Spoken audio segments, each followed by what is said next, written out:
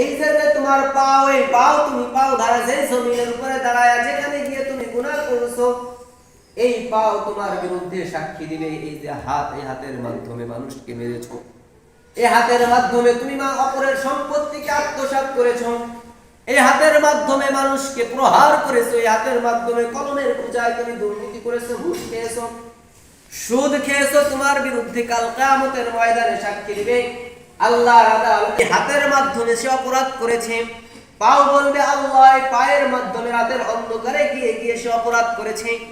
মুহতারাম হাজিরিন, আল্লাহর আদালতে ফাঁকি দেওয়ার কোনো জায়গা নাই। আল্লাহর আদালতে গুনাহ করে বেঁচে থাকার কোনো জায়গা নাই। আমার আপনার বিরুদ্ধে জমিন সাক্ষী দিবে, আমার আপনার বিরুদ্ধে চক্ষু সাক্ষী দিবে, আপনার আমার বিরুদ্ধে কান সাক্ষী দিবে, আমার আপনার বিরুদ্ধে হাত সাক্ষী দিবে, আমার আপনার বিরুদ্ধে পাও সাক্ষী দিবে। 6টা সাক্ষী আল্লাহ কোরআনে কারীমের মধ্যে বলে দিয়েছেন। 7 নম্বর সাক্ষী আল্লাহ পাক রব্বুল আলামিন বলেন, বান্দা তোমার 7 নম্বর সাক্ষী হচ্ছে তোমার আমলনামা। আমার আপনার আমলনামা কাল কিয়ামতের ময়দানে পেশ করা হবে।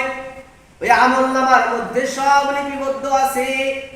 আল্লাহ তাআলা এই কথাও সূরা কাহাফের 49 নম্বর আয়াতের মধ্যে বলেন, ওয়া উযিআল কিতাব ওয়া তারাল মুজরিমিন মুশফিকিনা মিম্মা ফীহি। নবী আপনি জানিয়ে রাখেন, আপনি বুঝিয়ে রাখেন, আপনি আপনার উম্মতদেরকে বলে দেন, ওয়া উযিআল কিতাব